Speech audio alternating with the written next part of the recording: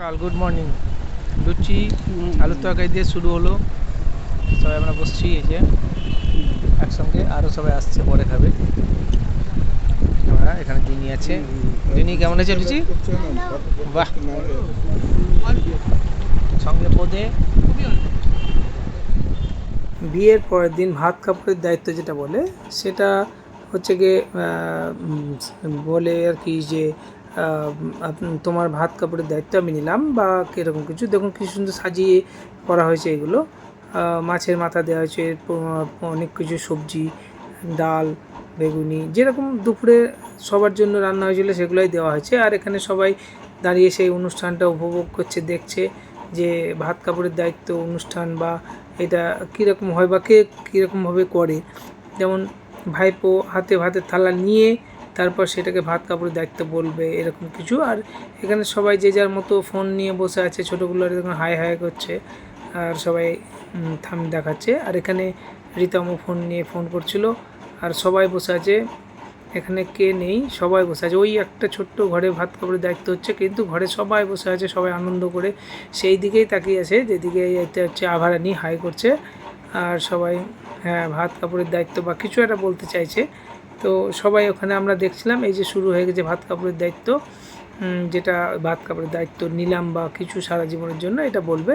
ভাইপুর হাতে এখন ভাতের থালা ধরিয়ে দেওয়া হয়েছে, সেটা তুলে দিবে বউয়ের হাতে, যাতে বলবে এবং সেটা বলবে ওখানে যে আজ থেকে তোমার ভাত কাপড়ের দায়িত্ব আমি নিলাম।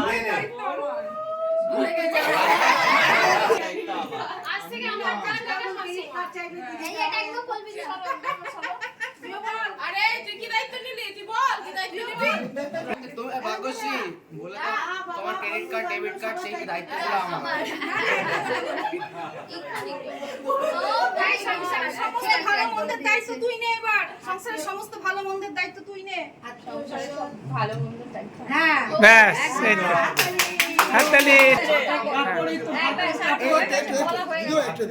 আমি সেটা উপর দিয়ে দিল না কেন? তোমাকে সেই খাওয়াবো, তোমাকে মিষ্টি খাওয়াবো, তুই সবাই খেতে বলো।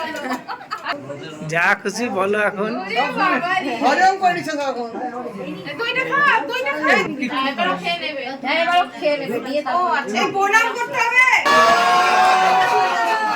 সবাইকে জোরাত করে প্রণাম করে, সবাইকে জোরাত করে প্রণাম করে না, জোরাত করে ওইভাবে। শ্বশুর বাড়ি জিন্দাবাদ। জোরাত করে ব্যাস।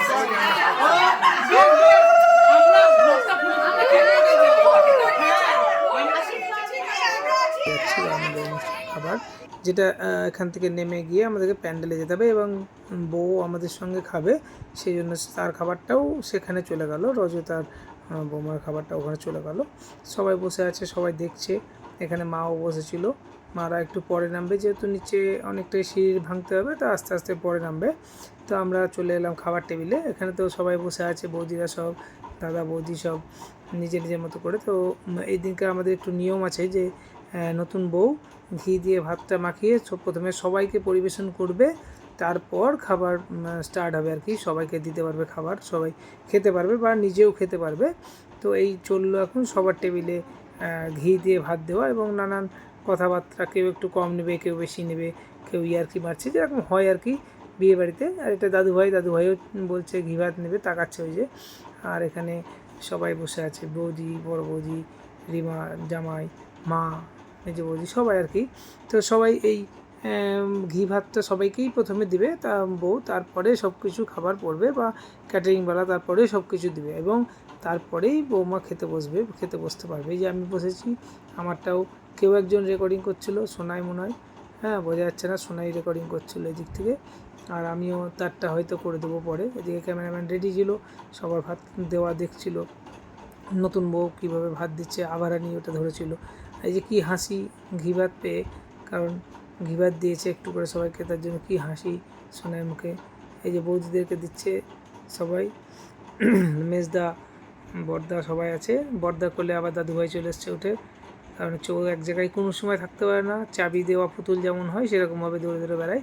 এখানে সেজে বৌদি বসেছে, সেজে বৌদি বসেনি, সেজদা বসেছে, সেজে বৌদি পরে বসবে, কারণ ওখানে শিমো আর বউ বসবে। সেজদা ওখান থেকে উঠে গেছে। এবার বউয়ের খাওয়া শুরু হবে। যেহেতু সবার পাতে খাবার দিয়ে দিয়েছে, সবাই খাওয়া শুরু করেছে, সেখান থেকে একটু ভাত মাখিয়ে শিমুর পাতে, এটা নিয়মের। তারপর একটু কাইজামাইয়ের মুখে মাছের মাথাটা দিলে একটু হাসি ঠাট্টা চললো। তো এখানে বিয়ের ব্লগ শেষ করছি। সাবস্ক্রাইব